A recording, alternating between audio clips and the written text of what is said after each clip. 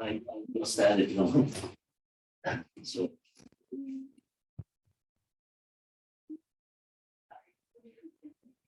Raise your turn there.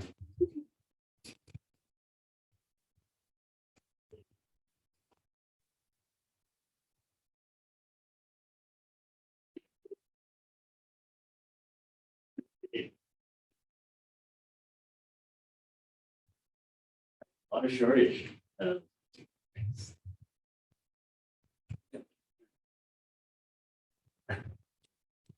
So many of you heard the radio, and this is just to highlight or summarize what's up.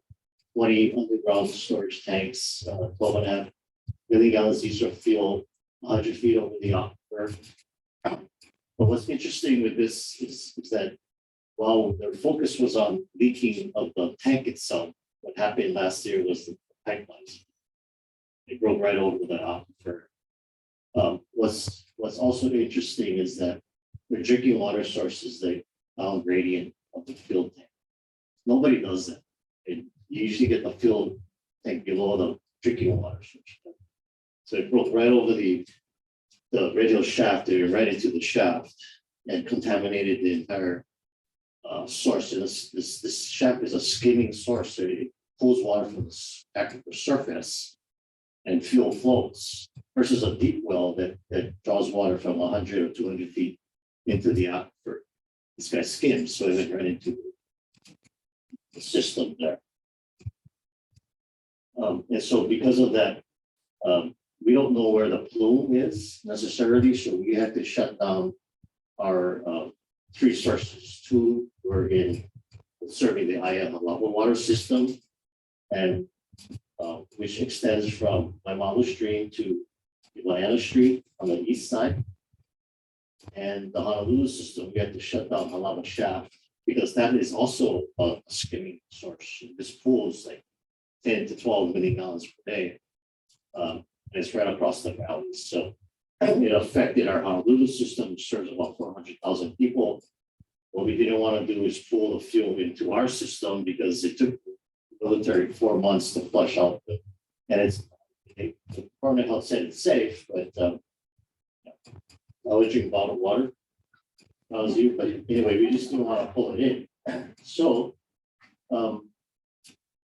while there are many studies trying to figure out where the plume is and monitor wells and modeling to understand the fate and transport of the fuel, we are going ahead with 6 exploratory wells to replace those 3 sources that we had to take off in December of last year.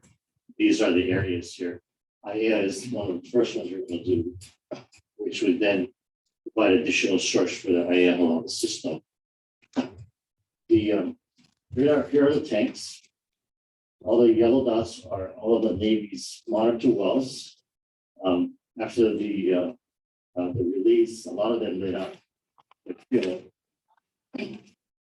And it's moving towards the ocean and also across the valley. So we have 4 monitor wells that's in red here that we are planning to drill to understand, well, do they have, we detect fuel. It also helps with the groundwater modeling and also around the feed and transport. So those are some of the things we're trying to do. But it really comes down because of that the shut off, it comes down to a balancing act between supply and demand. The lava shaft provides 20% of supply for Honolulu, and Alavo and AIA wells, they're about 1 million gallons each. But they provide 50% of the AIA lava system. So it created a water shortage condition. So as soon as we got notice of that, we implemented our sequential phases of our water shortage plan. The plan provides strategic and tactical steps to assess, declare, and control water demand so that we can, so you don't run out of water, basically. So in our initial response, we started pumping other sources in the systems to compensate. Our staff then assessed the source capacity of the remaining pumps in the system. their ability to meet the summer max day demand, because we're meeting the demand now, but in the summer when it starts rising, will we, how close will we get? And then the declaration of water shortage, because we are, we found that we are in, or will be in a water shortage condition. And we will be in this condition for at least 5 years, because it takes 5 to 7 years to build a new source. This is really hard, a lot of permitting and design construction. Part of the options that we have available to us is calling for mandatory conservation and even development moratoriums. And this is where everybody kind of got scared when they started saying, well, do we have enough water for just the existing population, but also do we have enough water for growth? And how will we affect that? We prioritized our CIP, capital improvement program, for a lot of Red Hill type projects. So new sources, interconnections with other systems, that kind of stuff. So that's funded in our FY23 CIP, which starts on July 1st. But it's important also to have a recovery period after the water shortage condition is over. So because we're hitting our aquifers pretty hard, some of them, our chlorides started rising. We need to make sure that they recover so that to normal operations. On top of that, we're in a drought. So this winter was very dry, except for December. This is the drought monitoring showing Oahu already in April in severe drought on the leeward side, moderate drought central, normally dry on the windward side. Things that we monitor are rainfall, and you can see rainfall is very low in January, February, and March. I expect April, 50% of normal. Normal is the red line. And because there's this correlation between rainfall and pumpage, once we get into a dry period, our pumpage goes up. So that's this green line here. Normally we're down 120, we're 15 MGB higher. This is island-wide, by the way, not just in. So it's very much tied to the weather. So what's causing us then to be starting to draw from aquifer storage earlier in the season, storage that we rely on in the summer months. So we really need to conserve. And it's sort of, when I look at it, it's like a perfect drought scenario. We have contamination, we have 2 big pump stations offline in repair, and we have a drought. So what else can we have? A perfect drought scenario. So some of the adjustments we did, and I won't go through this, but this is 5 to 7 years to replace the new wells. We pumping our pumps longer. The standby pumps are turned on. We're exceeding some of the state permitted uses. We have a limit as how much we can pump, but we're trying to keep that from exceeding, but it is exceeding in places. Chlorides are arriving, rolls in Veritania. We're monitoring chlorides.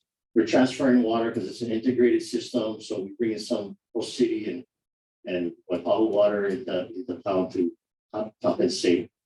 But the pump capacities that are remaining are now substandard. So until we can get more pumps online, it will remain that way. Now, this is a very busy slide. This is chlorides, but you can see at the very, this is milligrams per liter. We're trying to stay under this line. 160 is our preferred. Secondary standard is 250, but people can taste the saltiness after 160. In December, our Veritania and the high and low service chlorides jumped. So we had to cut back on that. And that's when we called for the 10% voluntary conservation. Water shortages can happen from 2 causes. Usually it's because of drought and low groundwater conditions. And we have 14 of these index wells around the island. When the head levels drop into the alert and critical, we can call for a water shortage condition. But in this case, it was due to degradation, shutting off of the sources, and extended disruptions in the delivery infrastructure. So that created that the current water shortage. So in our water shortage framework, we tied the water shortage condition of no water shortage, alert and critical, with responses, commensurate responses in conservation that we need. So in a no water shortage condition, our pumps are able to meet max day demand in 16 hours. We found that in alert it's 20 hours of runtime, and in a critical it's 22 hours, and there's only 24 hours in a day. And so we're getting very close to not meeting the demand. We made some adjustments, so it's looking better. But at the time we did this, Honolulu was in alert, and AIA level would be critical. In an alert condition, we'll just continue voluntary conservation, but very targeted to the large water users and outdoor use, non-essential uses of water. In a critical, if voluntary doesn't work, then we can ramp up into mandatory assess water allotments. And for those that don't comply, we can install a flow restrictor on the meter, and we can raise the rates. And then we would also implement a long-term if the improvements take more than 2 years. Because if you approve the building permit today, by the time they occupy 2 years from now is when the start seeing the demand. So this is where we are in Honolulu. This is weekly pumpage. Daily pumpage is much higher, right? This is from 2021, so about a year's worth of pumpage. And you see in the winter time, it's the difference between the winter and the summer is basically outdoor demand. When the pumpage starts to exceed our capacity of 74, actually just the max day demand, historical, we call it Q95 because we anticipate having 5 to 10% of conservation to kind of flatten the demand curves. But we'll be probably in an alert shortage condition. If we start to reach 80, we're in the critical, and that's when we can kick in the progressively restricted conservation measures. In the AIA lava system, it's worse because we're 50% short. Our historical 92-95 max day demand is 4 MGD. And recently, we just made some interconnections where we redirected a pump that's going to Honolulu. We redirected it to AIA lava. And so now when we look at that, and if that pans out, we're still this is like fresh off the presses. I did it yesterday. But if we, it added a little bit more pumping capacity to the system. So we anticipate now instead of critical, which is 4.4, we would probably be in the 4 range, so an alert.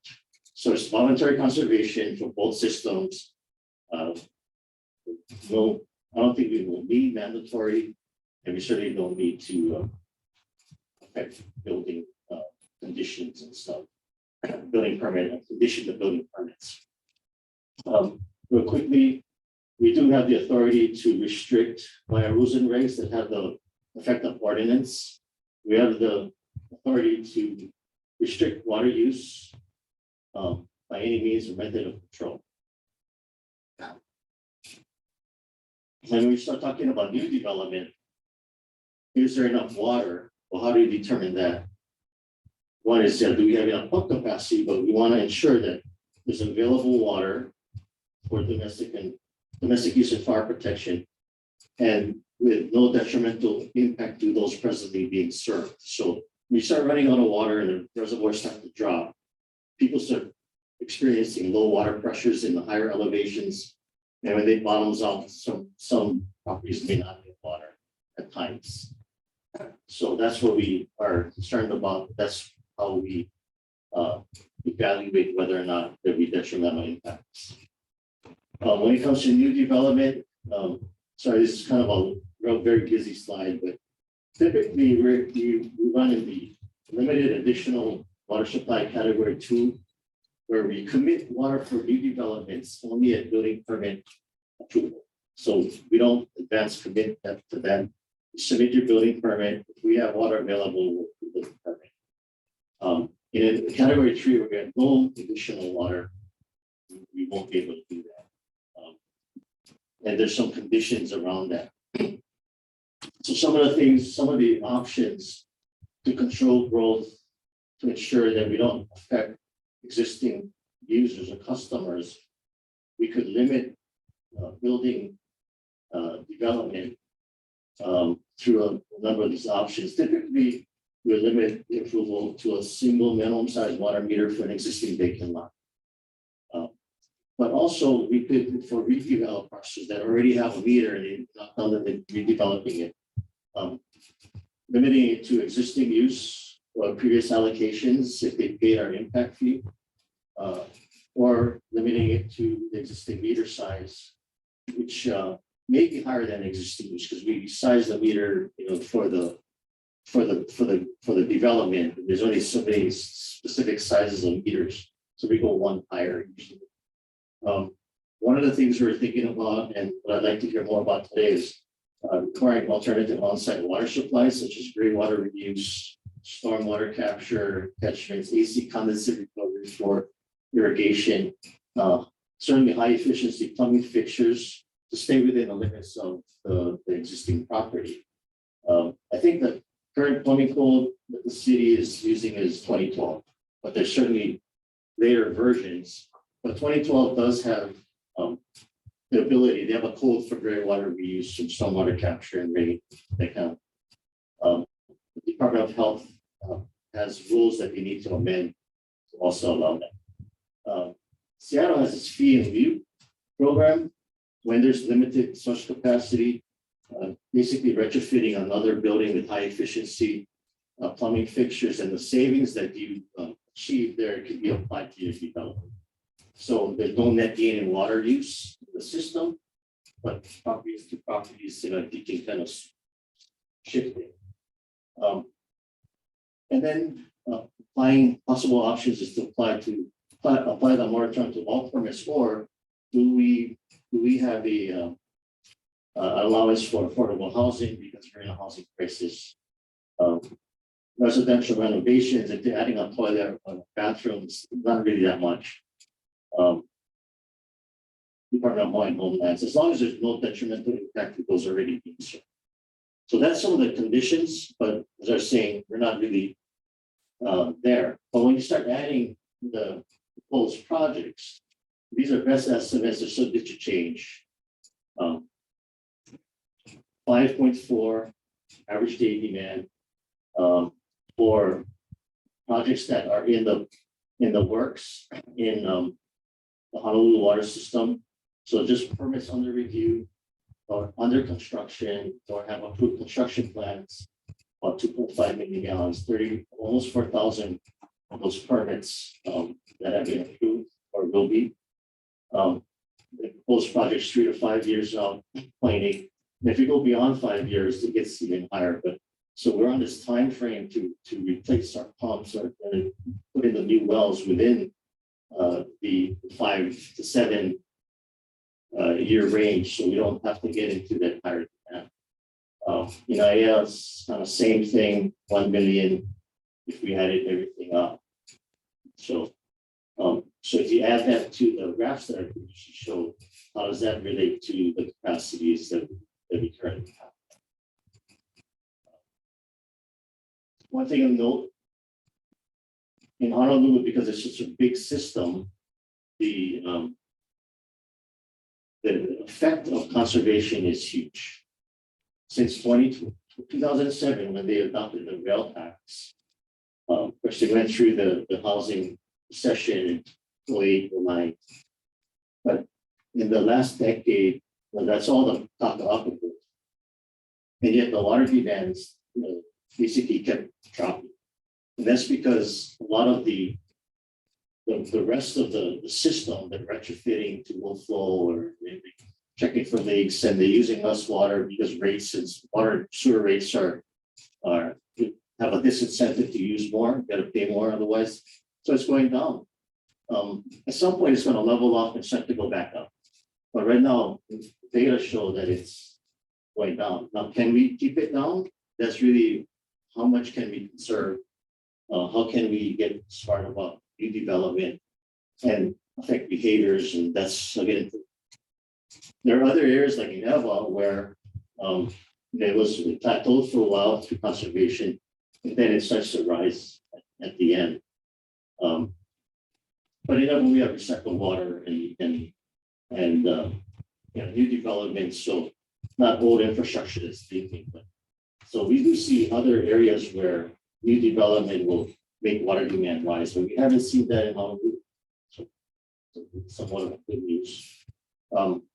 Importance of conservation. So in the future, rainfall forecast of 2100. This is from two different downscaling models, statistical and dynamical.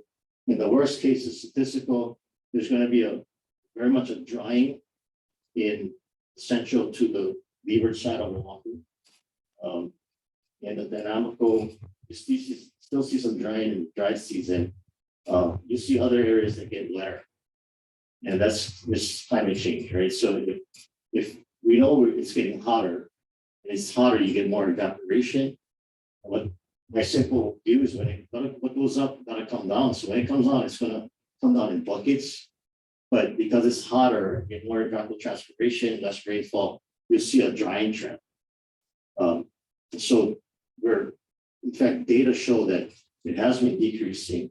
And so we really need to be more efficient with how much water we use and more accurate with our estimates and watershed management projects and programs and conservation and reuse. Now switching to conservation. So just basic common sense tips. We have a Water Smart portal where you can log in and look at how much demand you used over the last couple of years and how that relates to your neighbor. So understanding how much water you use relative to others helps you conserve.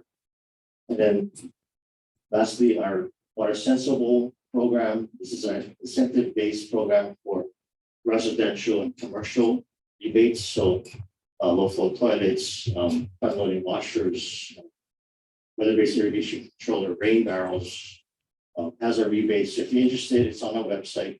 The commercial side will actually look at all of that. Is also in restaurants, in the equipment they use, rebating that. We also have wanted to launch a custom rebate program. So if a redeveloped property wanted to see what kind of incentives we can come up with to use even less water, and then they provide an incentive to do that. One of the campaigns that we're working with Hawaii Community Foundation is this. It's treat every drop like it's our last. It's a campaign that we're thinking about. I just wanted to let you know about it. But this shows that being surrounded by water doesn't mean we have a lot of rain gotta fall on the island. It's just a small state. And this is focused on the visitors because we feel that while a lot of visitors are very conservation minded, not all are. The message just has to get to them. And so by this summer and throughout the rest of the year, you're going to see us launch this with if we stay on schedule. And in that way, residents see that and they will conserve as well. Because what we're seeing is, why should I conserve if the visitors don't? And it ties all the way from not only water from the tap, but also how they treat the watershed when they go hiking with Puliam and not contaminate our sources of water. So, and then wanted to end with the One Water program that we adopted an ordinance in December 2020 and to increase our understanding of common risks associated with climate change impacts on critical infrastructure for the city and county, identifying specific recommendations for increased coordination and collaboration on adaptive strategies, developing an overall framework for purposes of coordinating mutually beneficial strategies and projects. That's sort of our goal. And this recognizes that the One Water framework touches all the facets of water, because most climate change impacts involve water. It's either too much or too little of it. So drinking water supply, wastewater, recycled water, stormwater and green infrastructure, climate change adaptation and infrastructure resilience along the coast and climate. So we're touching on all of these aspects: drought, contamination. I'm working on the first desalination plant in Tampa Industrial Park, one of the largest recycled water system in the state. When the wastewater spills, infiltration, inflow, sea level rise, coastal erosion, heat and humidity, a big thing. How to elevate properties, perhaps some retreat scenarios. There's, you can't forget about the equity issues, social and cultural, economic, environmental aspects. The importance of green infrastructure, stormwater capture, flood control. It's all about collaboration amongst the city, and so these are the departments that are listed in the ordinance. And we meet quarterly now. We used to meet monthly last year. Our roadmap for last year was to develop vision and goals, develop the strategies, and be executing a memorandum of understanding of how we're going to work together collaboratively and share funding to meet those goals. This year's roadmap, celebrate the early wins, develop a work plan of all these city projects that are resilient, do a little bit on every project that has some kind of adaptation component. Then we break it up into work groups for planning, innovation, and best practices and projects. We're looking at ordinances, regulations, special management areas for coastal erosion.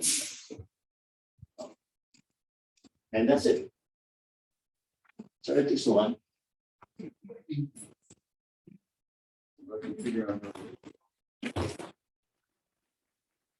Okay.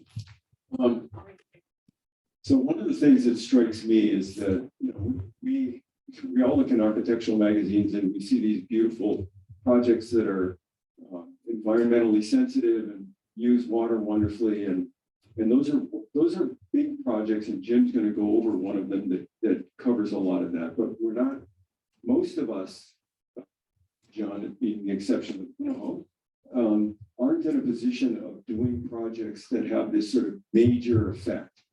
And the fact is that most of our water is being used by existing structures. And so what can we do to deal with this a little bit more quickly than it takes to bring online a single large project? And so what I'm going to do is just throw a bunch of little ideas at you about some things that we might be able to do a little bit sooner than the 5-year timeline we're talking about for developing new water sources. So Barry mentioned water barrels. Well, we actually have a client who uses water barrels, and these are not a bad idea. When it rains, they're just flushing water down into the street or in some other way. You're not saving water, you're not reusing it, and you're not using it to water your lawns. We're being asked to cut back on watering lawns, but this is another way to do the watering with water that you're otherwise wasting. One of our employees actually installed this at their house, and this is a little bit of a bigger system. All of the gutters empty into this, and they use this system to water their backyard. This is in the Honolulu area. Now, it gets to be, it's very aggressive. You're not going to do this in a home remodel, probably, because you're going to have to dig a big hole. But there are all sorts of systems available for any project that you could come up with that would involve storing larger amounts of water. And that's basically what you guys did at Honolulu, right? Okay, yeah. So this is just my pet peeve here. If you want to capture water, you've got to have gutters, obviously. And there's some sensitivity as to what kind of gutter it is. You're going to use a half-round gutter to collect water if you've got exposed eaves. And you can use a more typical gutter. And the half-rounds are more expensive, but you can use a typical gutter if a building has fascias. And the other thing that I like to talk about is that we all love copper. We like the look of copper. But copper does not like cedar. Okay, just remember, copper doesn't like cedar, and that what you're seeing in the two left pictures are what happens when you have water running off a cedar roof onto copper. It just dissolves the copper. And so there are options. You need to think about all of the options. We're working on a project at Hawaii Volcanoes right now, where all the gutters are going to be stainless steel. You know, sometimes that's what it takes if you have those kinds of environments. There are all sorts of possible ways of looking at retaining water. Now, frankly, the simplest is just to have some landscaped open space. Another version is rain gardens. Detention basins, like the photo in the upper right, they're actually kind of, all of these detention basins are lined. Okay, so they're not letting water into the ground from the detention basin. They actually let water into the ground by actually slowing the water as it goes to adjacent property. So I'm not sure how much that contributes to recharging the water table. Some of these other examples are, examples of very large scale systems that store water and let it percolate into the ground. And the photo in the bottom right is it's actually a very small version of one of these other retention basins. The retention area is really the size of that concrete cap that you see.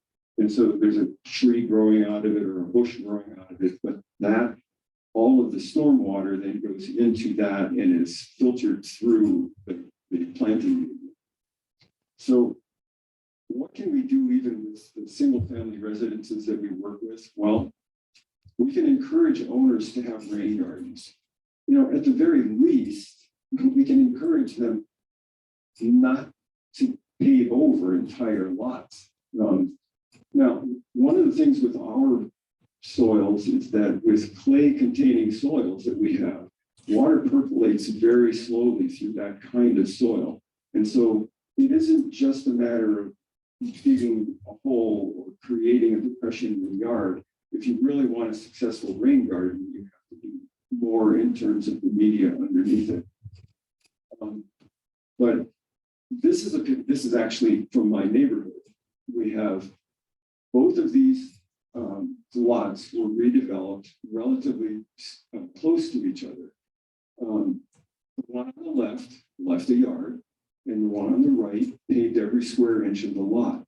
I personally think that this is something that is just, I wish we could come up with a code to control this, frankly, because what is on the right is turning the streets into basically giant gutters. And it's an irresponsible way. It provides no way for any water to get into the ground. This is an example. This is that actually exists. This is the Cook Estate, and that area that looks like grass is actually used for their parking lot. So when you drive into the Cook Estate, when there's no parking spaces, that's where you park. And that's because it's underlaid by that kind of plastic grid that you see on the right. So we can actually think about doing parking and other things in ways that will let water into the ground. And I think that's really important, the way we think about the projects that we do.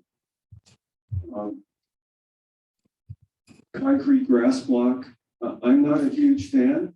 I will tell you, I think it works really well when it gets a lot of rainfall anyway. But if anybody's ever walked over this stuff, they know it's very awkward.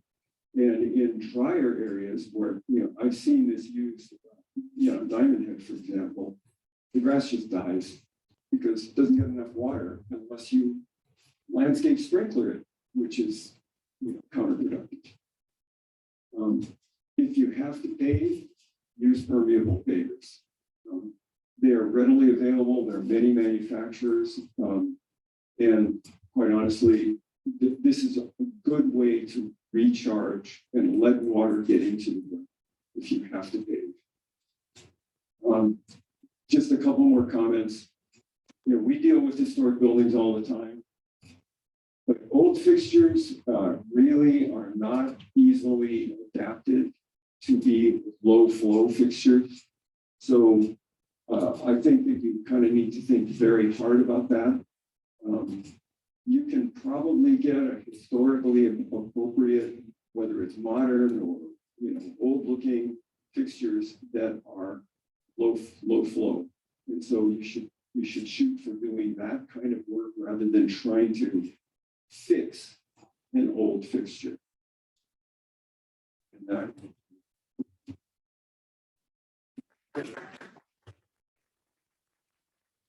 Thanks, Glenn. So I was going to talk about a new building. It's a net positive water building, just as an example of some of the strategies incorporated. This is a classroom building, Georgia Tech. I wanted to first kind of just talk about sustainability in general. I think the idea is, buildings generally are seen as creating negative environmental impacts. Code kind of sets anything worse than that is so crappy it's illegal, but sets the most damage you can do. And then there have been movements like green building, high performance design, trying to move you away from, to reduce the amount of negative environmental impact, with sustainability kind of being that point where you can do it in perpetuity, you're not negative or positive. What the living building challenge is really about is moving kind of to that regenerative side where the way they describe it, what if every single act of design and construction actually made the world a better place? So the act of building improves the environment. It uses the metaphor of a flower. And if you think about a flower, it gets everything it needs locally, right? It gets the sunlight it needs, it gets the water it needs, it's adapted to its climate and site, and it operates pollution free. So the living building is set up using petals, following that metaphor. And what we'll talk about today is the water petal of the living building challenge. And what it specifically requires, the net positive water imperative, is that 100% of the water that the building needs comes either from rain falling on the site or recycling water that fell on the site. It also requires that all storm water and water discharge is treated on the site. So that includes gray water and black water. So like a flower, you're doing everything on site. That's aligned with some of the stuff Barry was talking about. The Biomoli blueprint for action talked about conservation, using less water, recharging aquifer, making sure that the water that's used can get back and recharge the aquifer. And then on the reuse side, I know there's some investigation into gray water standards and water reuse standards, which I think will help the building sector. So just some kind of general details. It's about a 40,000 square foot classroom building. It was about $500 a square foot, which in Atlanta, that's about a 20% cost premium relative to what they were building on campus. It received a CODE Top 10 award last year. It's Living Building Challenge certified, LEED Platinum certified, LEED Zero Energy and Zero Water certified. It's running at about 225% net positive on the energy side, so it's producing about 2.25 times as much energy as it uses. Tech's first mass timber building, and then net positive water, which is what we'll talk about today. One of the unique aspects is it was the first commercial rainwater permit in the city of Atlanta. So the first question, if we're talking about metaphors of flowers, is a Cherokee rose, is a Georgia flower? Is there any relevancy to a model highway? Is there anything we can learn from this project?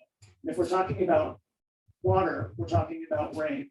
So Atlanta, the state of Georgia, the state of Oahu get wildly different amounts of rainfall, and Oahu gets a much wider range of rainfall from different locations. But city of Atlanta is about 52 inches of rainfall a year. So if you're looking at Oahu, that's kind of like Mililani town gets about that amount. Honolulu typically gets about a third of what Atlanta gets. So I guess argue generally relevant. Hopefully this story I'm sharing today. The goals that were set for the project were to radically reduce the footprint of water, to meet the needs of the building with harvested rainwater, to irrigate with condensate and rainfall, and then on the challenging side, also reducing downstream burdens by treating everything. It's used in the building on site, not connecting to the municipal sewer. So I don't know how many people have dogs or no dogs. They're not very smart. I've got a couple dogs, they're not very smart, but I've never seen my dog poop in its water bowl. So they're like they keep kind of poop separate from drinking water. And we, on the other hand, sort of do it by design. We can basically use a highly refined, valuable resource, follow it with waste. So that's one of the biggest areas in buildings you can attack water efficiency as toilets. It's typically 75 to 80% of the water used in toilets. So one of the strategies we found for reducing that is just collecting rainwater and using that for toilet flushing. At South Face on the left, there's a rooftop cistern and also an in-ground cistern. The Grand Bay Center in coastal Mississippi collected through a couple surface cisterns, not all the toilet flushing for the building. Gwinnett was adjacent to a water treatment plant, so there was a reuse water system. Some communities have this for irrigation. We were able to do a separate pipe system and flush toilets. So all of these kind of cut by more than half the water use just by addressing non-potable water for toilet flushing. So we started the Candida building by looking at what is the water budget, what would be required with a conventional kind of water-based toilet system. About 80% of the demand was going to the toilets, and that's about 1 million gallons per year footprint for water use. The other question with living building challenges, you have to then take that water and deal with it on site. So that actually drove us to a composting toilet solution just to reduce that. We weren't worried about the supply of water per se from rainfall, but being able to re-infiltrate that kind of volume on site. So very early on, we ended up going to a composting solution. Some pictures of that. And what was driving that, Barry talked about, or I think Glenn mentioned our clay soils. Well, it was a very highly disturbed site where the building was located, and we only had a little bit of undisturbed soil, which was a good candidate for re-infiltration. So that really drove the appetite of the site for re-infiltrating water. It was a very low water solution. When we redeveloped that for the living building, and then Georgia Tech in parallel is doing a campus-wide stormwater project called the Eco Commons. So that all of that surface parking is now gone and contributing to infiltrating water. So on the infiltration side, if you think about what happens when it rains, pre-development, the vast majority of the water that falls on the site re-infiltrates and recharges the aquifer. You get some small amount of surface discharge. What happens when we build a typical building, in the extreme case Glenn showed, all impermeable site, all of that water becomes storm water. It's typically treated then as a waste product. It either goes to a stormwater system at the municipal scale, or sometimes like the city of Atlanta, combined sewer stormwater system. And then you also have to then grab water from somewhere else from the municipal system to meet your needs. And all of that water then turns into waste that's going to the municipal system. So the idea behind kind of the living building challenge and net zero water buildings in general is to get more closely tied to the hydrologic cycle that existed before, where most of the water that falls on the site is being re-infiltrated. You're recycling and minimizing the use within the building. And then in the case of the living building, even the water that is created as waste in the building, that is not recycled, ends up being re-infiltrated on the site. So the systems we had on the building, the idea was rainwater would be used to meet all the potable water needs. Any overflow from the rainwater collected on the roof would go to site irrigation. Anything beyond that was infiltrated on site. Condensate, which I think is a great strategy. I'll talk a little bit more about that, but condensate harvest from the mechanical system, which typically just goes right down the drain. It's a great source for irrigation. And then the thought was gray water from the sinks would be used for on-site recharge, and then also to supply, it would be cleaned and used to supply the composting toilets, which are foam flush. They use about 3 ounces of flush. But in reality, that system was so small, it didn't even make sense to have a recycling system. So we just use rainwater for all of the needs inside the building. And then looking at the systems in general, the composting becomes sort of its own system. It uses rainwater for foam flush. And then there's composting solids, which are taken to a municipal system, and composting liquids, leachate, which is high in nitrogen, is taken to a local composting facility that turns it into agricultural fertilizer. The water that falls on the roof goes through an initial treatment and then into a 50,000 gallon cistern. 50,000 gallons, looking at 30 years of historic rainfall data, was big enough that it would need to sort of coast through all of the drought conditions. To Barry's point about climate change, as if the future will look like the past. Buildings currently we tend to design for the past, so I guess that's a question or an issue. The condensate is harvested, stored in a separate tank and used for irrigation on site.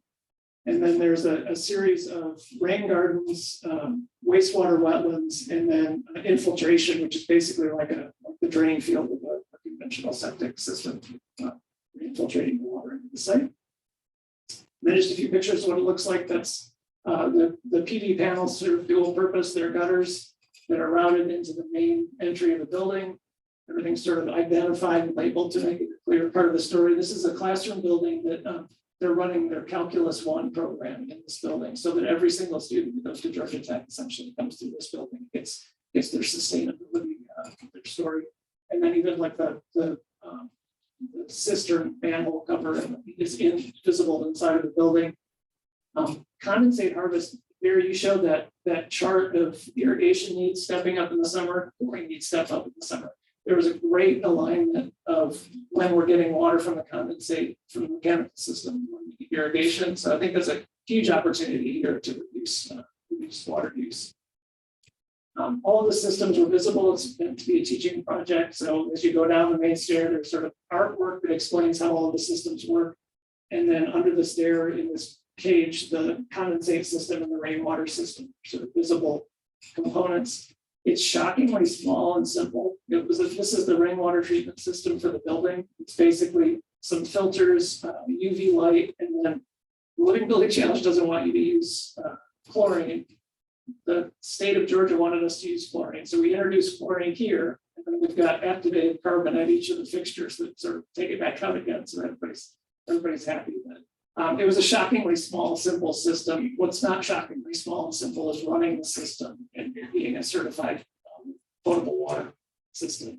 Most buildings probably don't take that on. These are the composters. The basement. There's 6 composting units.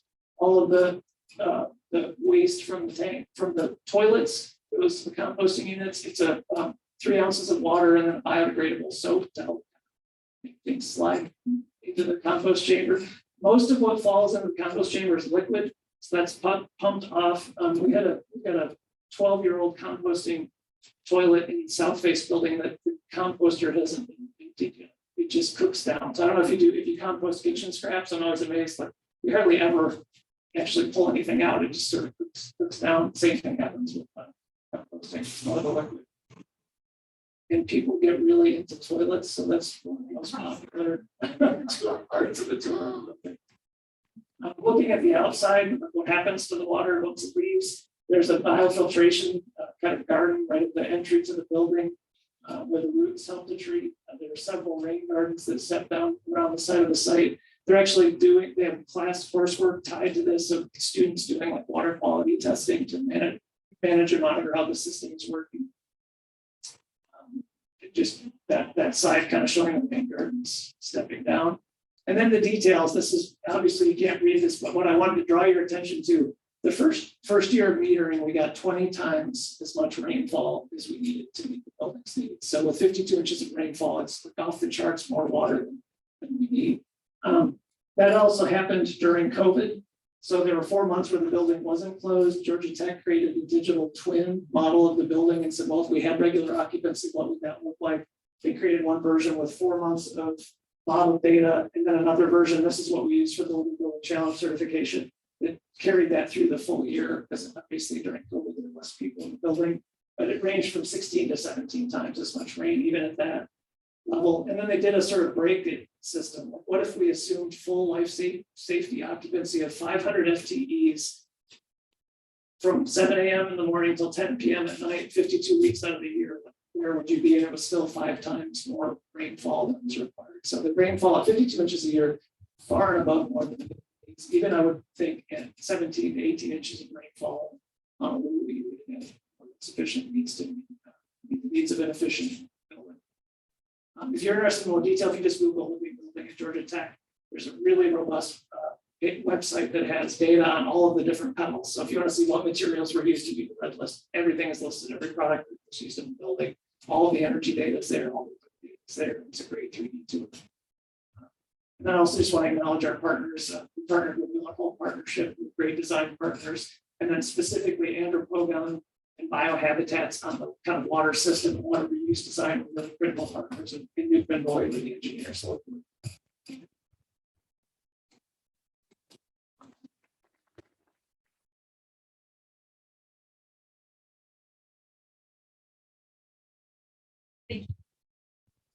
So now we have time for some questions. We have about 30 minutes, correct? We're sort of for some questions. So I'll ask a question to kick us off and then welcome questions from the audience. And also Julia is going to help manage questions from the chat from the Zoom audience.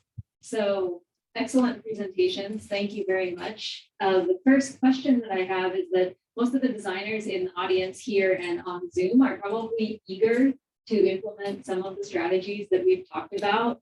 Some are simpler with the water conservation measures and on-site water management in existing buildings, and some might be more innovative, like we just saw with the composting toilets, the rainwater capture, and even on-site treatment of gray water and black water. Are there policy or code changes that we need to look for or push for here that would help us to implement those types of measures? And are there roles for the AIA or for the water supply in that conversation? And I'll start it off with maybe Jim, since you were just talking about the completed building, and then hand it over to Mary. Yeah, and for those that don't know, I live here, but I work primarily in the Southeast with Southeast-based firms. So I'll answer it from that perspective, and then hopefully Glenn and Barry can touch on kind of more local permitting challenges. The composting toilets have never been a permitting issue in my experience. We've done them several times where it was the first project to have composting toilets. We haven't typically encountered regulatory burdens there. It tends to be cost and space requirements for the composter tends to be a bigger barrier. Rainwater harvesting is a huge challenge, and I'm not even for potable water use. For irrigation, it totally makes sense. For it to be drinking water in a building, I'm not convinced it's a replicable strategy at the building scale. I think it's sort of proof of concept, and these green building demonstration projects are meant to sort of show what can be done. But Georgia Tech basically has a full-time staff person who runs their rainwater harvest system and handles the permit. And I know that's probably not replicable for a general building. And then the one that's kind of in between is using non-potable water for toilet flushing. Some places that's a challenge, other places they're sort of used to it. Georgia didn't have any standards about how to even do a commercial system. So we spent a lot of time just going from the city water supply. We started there, and the city said, well, let's go to the county Department of Health, go to the county said, go to the state. So I mean, and I think that's a recurring situation. So part of the idea of things like living building challenges to force those conversations. And now there's a standard in Georgia. If you want to do a rainwater harvesting system, you can go to their website to kind of a regulatory process laid out. So. The only projects that we've done that use non-potable water for toilet flushing were done for the Park Service. And so we didn't have to conform to any of those particular requirements. So I don't know, Barry, do you have any idea about what the requirements are for using gray water? Because I thought that we couldn't do it in this environment. Yeah. I don't follow codes very well. And there is a law that passed the legislature, I don't know, 5 years ago that requires by 2045, so it's a future, that all government buildings should use domestic water for domestic uses, meaning that we had to find ways to use non-potable water. I think it's Act 170. I can send the information there. So the desalination plant we're building in Campo Industrial Park is right next to our recycled water line. We have demineralized water and our one water, which is irrigation grade. And we're going to flush toilets with that. Department of Environmental Services, their Honolulu wastewater treatment plant is right next to the recycling facility. So they already use recycled water for their processes, wastewater treatment, but they're going to be flushing toilets with that as well. And they're building that, we're designing that now. Whether or not they'll be allowed to or get approval for that, there's a code for it. The plumbing codes have the ability to spec out that you need to do. I think the Department of Health is looking at these projects on a case by case basis as a like a waiver. The developer would have to come in and propose that, they would evaluate that, and then waive the current regulations to allow it. They certainly promote it, but the codes tend to lag behind the concepts and the ingenuity and the, you know, the want to actually do that. What Department of Health is doing is we participated in what's called this National Blue Ribbon Committee on Decentralized Non-Potable Reuse. And it involved a number of water utilities on the mainland, headed by San Francisco Public Utilities, Alakiho. And so they come up with design guidelines on how to use rainwater and gray water indoors. If you ever went to the public utilities building in San Francisco, there's it's like as a zero discharge. They have a wastewater treatment plant in the basement, and they use it stormwater and use it for flushing. So there's a demonstration. They have rules that say that if you're coming in with a new building that's greater than 200,000 square feet, you have to have an on-site water system, some shape or form. And so they're the leaders. We're not there yet, but we are trying to follow some of the recommendations in the report. Most recently, Stanford Carr looked at the feasibility of using gray water for toilet flushing in their Eisenberg Oilodrome site. They're developing affordable rentals, but it's an affordable project, so the margins are very small, and so it wasn't feasible. But they came up with a cost. The treatment process was MBR, membrane bioreactors, basically create R1 water from the gray water in the showers and showers and sinks in the building. But it didn't pencil out. It cost something like $3 million. And so one of the things is, could that have been a pilot project? Could this be something that we could have incentivized? But they at least looked at it, but it didn't pencil out. Yeah, the one thing that I would be careful about is that the more sophisticated the system, the higher the probability that the system will require a full-time paid monitor or somebody to watch the system. Because we've had that experience, and we had that experience with one of our Park Service projects. Park Service decided not to hire the person. Therefore, the whole system that we designed was useless. So you got to be aware of the fact that these sophisticated systems need somebody who knows what they're doing, watching the system. You've got to pay that person, and that's what kills, potentially kills projects that don't recognize that as a cost. And in the legal standards, we heard from Stanford Carr that if it's under a waiver, there's no real set standard for that. So there's a risk in trying to put money towards that, only to have the permit disapproved. And so that they were weighing that as they, but they were interested in doing that, and they at least took it that far.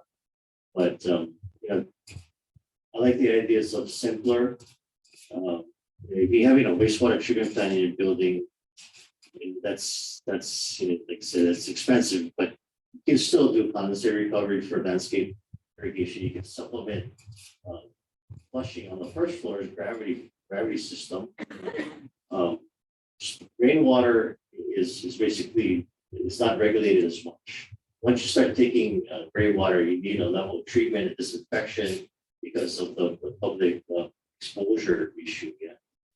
So that's what they're grappling with. They're all kind of trying to do it, but it's a tough nut to crack. So, well, thank you. We'll welcome questions from the audience. If we don't have any in our physical audience here, well, also, I think we have a few in the chat from the Zoom audience.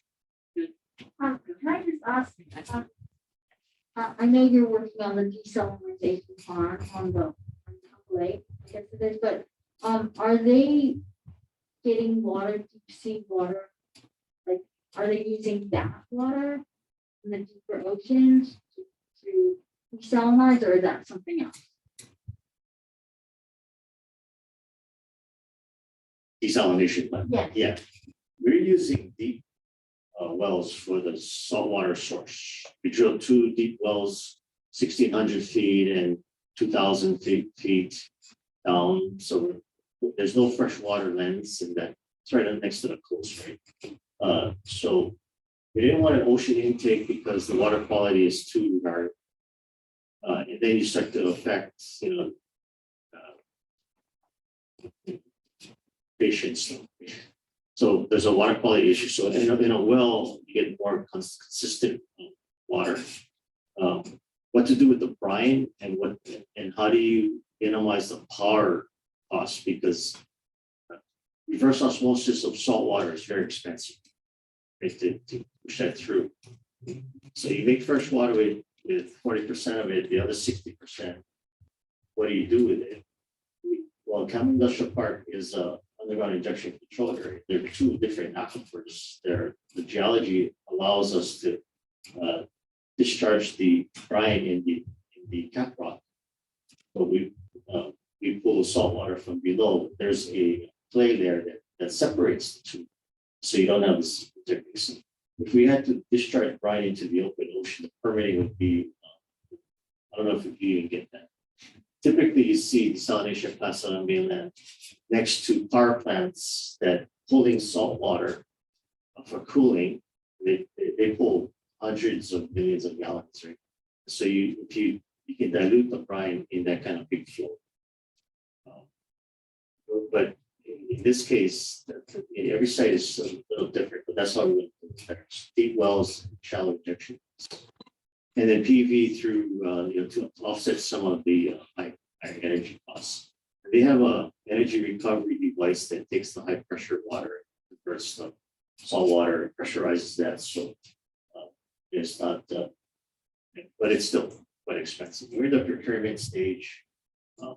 So we haven't started the design yet, but we've done the pressure proposals. Sure. Just off of that. Yes, I mean, you do this with the audience. So you said it's usually done next to a power plant. Well, we have a power plant that's sucking in water in Mount Cooley. Could we put one there?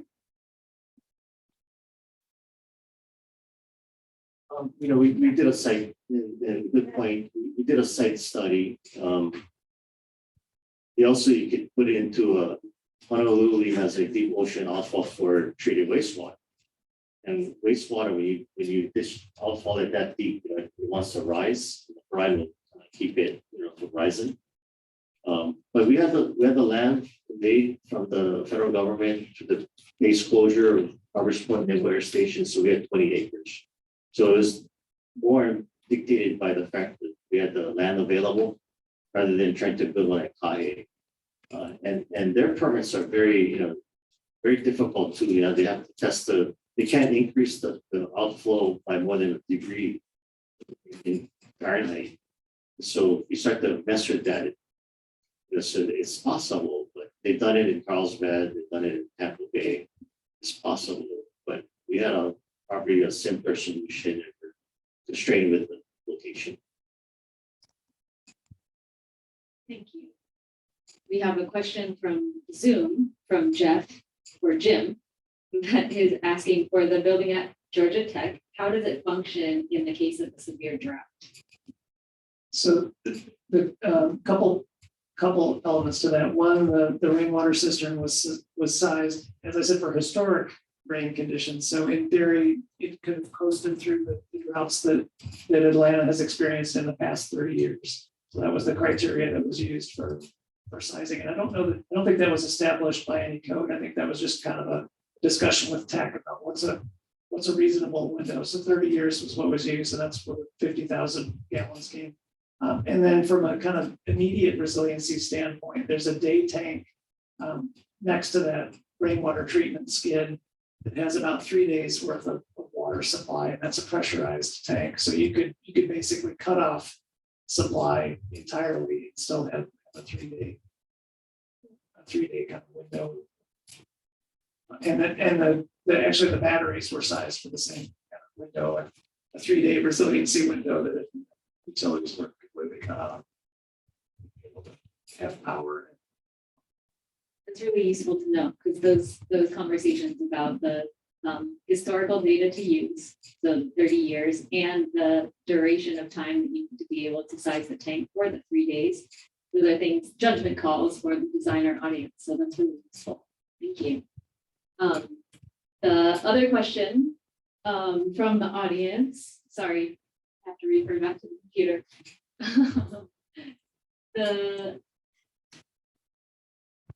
Oh yeah, here we go. Is there a way, so this is back to Barry on the wells, is there a way to expedite the drilling of new wells? And could there possibly be funding from the federal infrastructure funds? Could those be related? We are applying for ARPA funds for some of these projects that qualify. If it qualifies for state revolving fund loan, it qualifies for ARPA. Don't ask me what that stands for. American Rescue Plan. We asked the governor for an emergency proclamation and we got denied. So to waive some of the statutes, I think if we could get a waiver of 340, well, I cannot say united. Yeah, we're still in discussions. So we should start this up.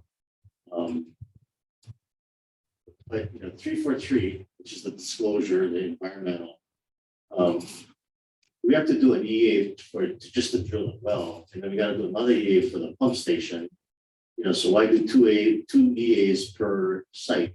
We could combine it into one, and give us an ability to do an after the fact EA for include the exporter well in the pump station EA. Then we'll disclose everything, but we could drill the wells early, confirm the source, start sizing the pumps and confirming all of that. But unfortunately, the process is the process. Anytime we trigger, it triggers because we're using county funds or lands, state funds or state lands. So, but if we could at least defer that to the pump station, that would help. Wouldn't mind deferring all the permits, but I can see that not happening either. But in the disclosure statement, you're trying to protect you're trying to mitigate environmental impacts. A large part of the permitting does that too. NPDES discharge permits, right? Noise, dust control, air, all of that is all covered on the permits. So you have to disclose that, and can we do that after?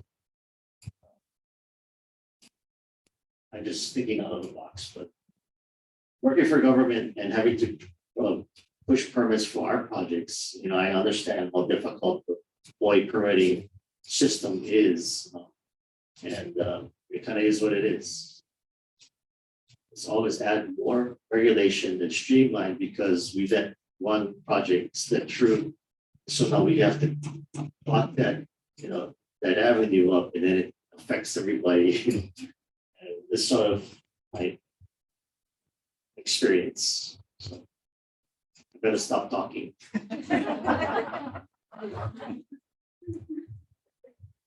Let me ask you a hard. No, you don't need that. Well, the folks on Zoom. So no, my harder question is this: a lot of this water problem is being caused by a problem with the Navy tanks, the federal government. So what portion of the cost of all of your exploratory wells or anything else to replace the wells that you've closed is being picked up by the federal government? Is any of the cost, do they, I mean, are they liable for any of this? Well, we intend to pursue it. But I don't know exactly how far that's going. I mean, I appreciate the Navy saying that the fuel tanks, and they also withdrew the lawsuit fighting the order to close it. So it's moving down the right avenue. We are applying for whatever federal funding we can, because we only can, our source of revenue is just water rates. We don't have the capacities of the federal government or the Navy or the state. So any kind of offsets would be helpful, and we're trying to pursue as many. We're also looking at this, it's called a WIFIA loan, Water Infrastructure FB's Financing Act. Up to $200 million that we get for water infrastructure. So there are multiple buckets that we're applying for, but hopefully the idea is to seek reimbursement from the Navy because they caused it. So Thanks. I'll ask another question from our Zoom audience. And this one has to do with the gray water topic. So maybe starting with Barry and then we'll hand it over. So is the Board of Water Supply considering applications for filtered gray water use for uses applications other than irrigation? So I'm going to add them and say maybe the person is thinking of toilet flushing perhaps. And they were specifically interested in multifamily residential buildings.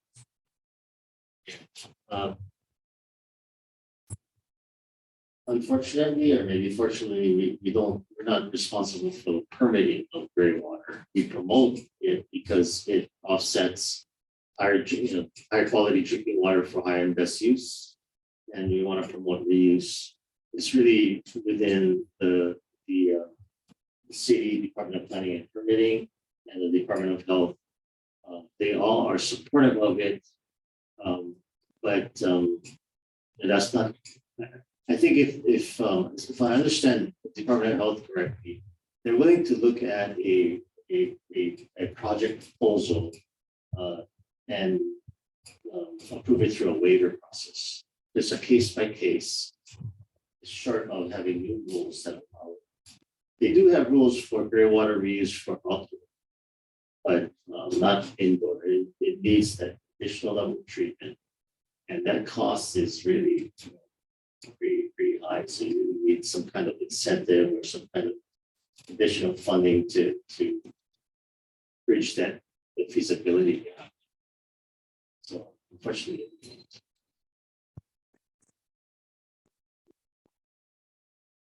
Yeah, just a thought as a kind of future action of the chapter to sort of put together a white paper or something outlining what the hurdles are. I would say there's the regulatory side of it, which is what we're allowed to do. There's also just the institutional inertia of our consulting relationships and how they're set up. We found with rainwater harvest, you have a civil engineer who's used to bringing in municipal supply to 5 feet outside of a building, and a plumbing engineer who's going to connect to that. And these systems don't sort of cleanly fit into that. So that's often a big challenge in addition to the permitting side of it, is just how to put together to make a non-traditional system happen. So I know Biohabitats has done work here locally in Hawaii, but having somebody like that who's thinking about sort of ecological water systems from a non-traditional civil plumbing engineer perspective is super helpful in addition for challenge. But Julie, it seems like an interesting thing to potentially look at for the chapter. What can we do currently? What requires special waiver? One more incentive is that we may not give you enough, we may not have enough potable water for what you want to build. I mean, I showed you that we're not in critical, but we're still in alert. There's still a water shortage, and that's going to last for 5 years. So if you really want to build something that's going to use a lot more, then you should really think about finding ways to do that. And the DOH is supportive of it. And one way that we can help is to condition our permits as well. That you require, or we already require conservation measures. Do we get more prescriptive with that? and look at these alternative water supplies. If the project is large enough to generate that kind of on-site flows, then why not? And then more developments could occur if everybody did their share. It's not just behaviors and using less, but it's because what do we get is like, well, we gotta conserve. What are you guys approving development? And it would be really good to say to them, well, the developments that we are approving, they're using water very efficiently. And they're investigating these new types of alternatives so that they can be more green, reduce their water footprint and their energy footprint, in these ways. But yeah, there is that sentiment out there. So. So I think maybe another topic that the audience is curious about has to do with financial. And we've touched upon it in multiple realms. So I'm curious, Barry, you talked about the water sensible rebates that are available for commercial, residential, restaurant buildings. And we also, Glenn, you touched upon the cost of a person who's running a water use system on site. And Jim, you have experience with the costing and implementation of composting toilets and water reuse systems. Could you talk a little bit about how designers might be able to connect to future financial incentives and whether there might be maybe even more in the works through the One Water stakeholders? I'll start with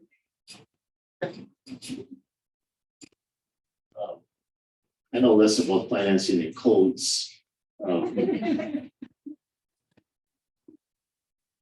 talked about our custom rebate program, where take a hotel for instance.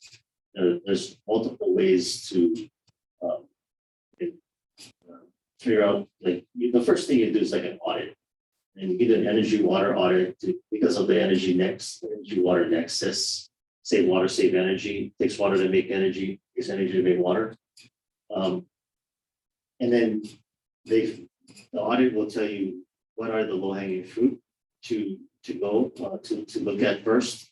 And if pick a system like a chill water AC system, and I like the idea of seeing more condensate recovery because these the air handlers have a lot of very humid environment. But in cooling towers, and I think you mentioned cooling towers too, we're looking at a rebate for connectivity controllers that increase the cycles in the cooling tower so that you're not dumping 10,000 gallons of water every day just from a timer. You're paying water and sewer for doing that. They certainly don't want the silica buildup to be scaling their heat exchangers. But there's also chemical programs where they can, you have to hire a contractor that has injection silica polymers that keep the silica from precipitating and scaling. So you can increase your cycles more. And life cycle cost wise, it's actually cheaper. So I'd like to supplement that with some incentives, perhaps piloting, and then that could roll out into a full program at some point.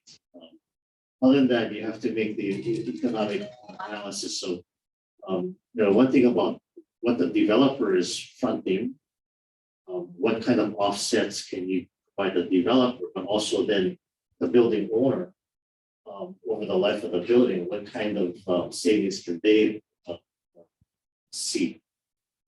So in affordable housing, we're providing a waiver of our impact fee, which is a one-time fee for connection charge.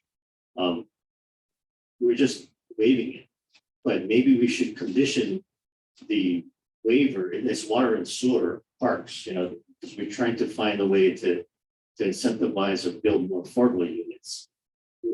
Should we condition that to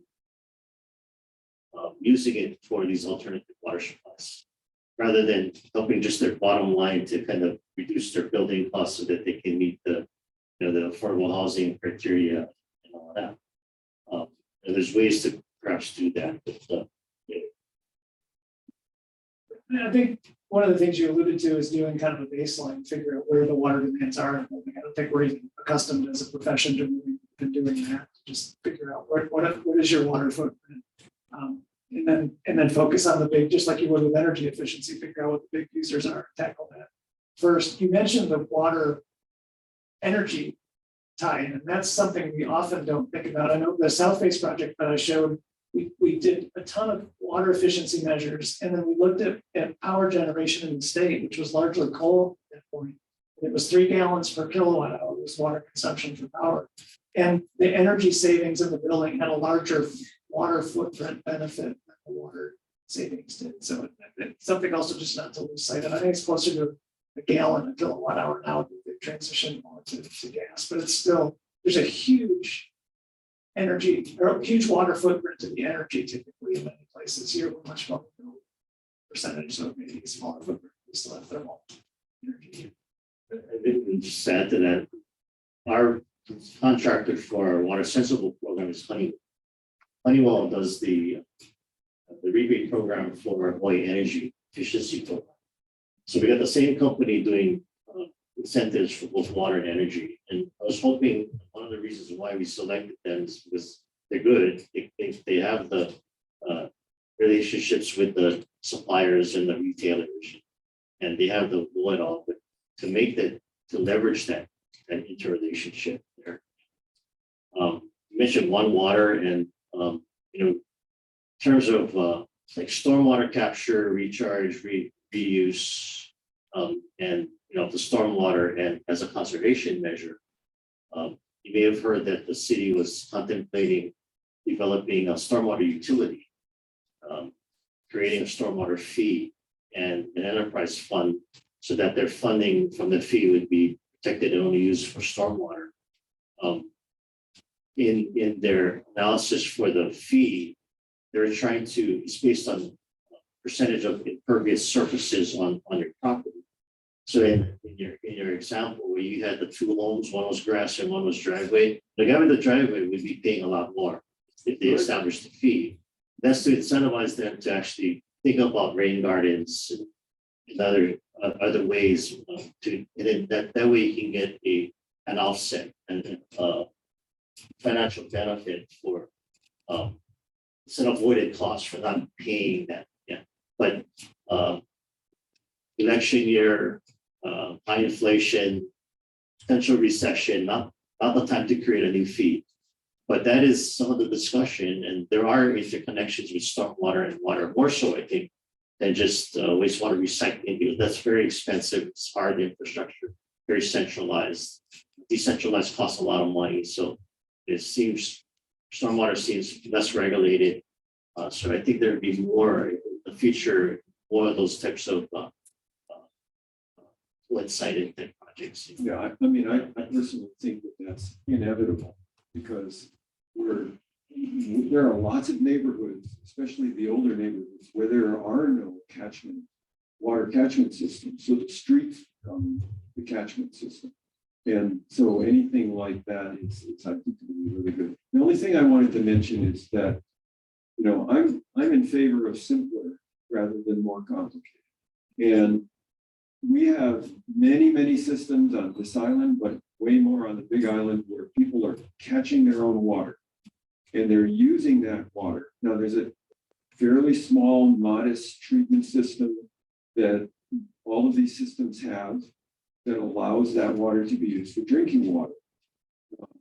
I wonder why we can't do more catchment. There's a difference between trying to recycle gray water and using rainwater.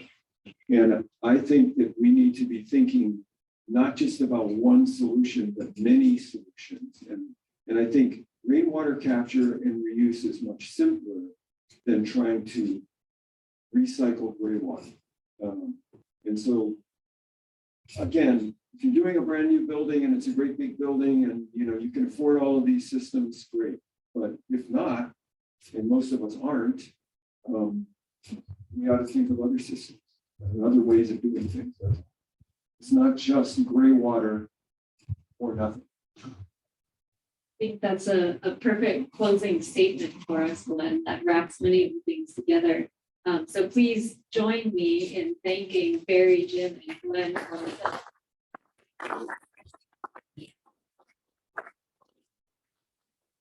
and I think that wraps it up. Thank you all for coming. Thanks everyone on Zoom and see you guys soon.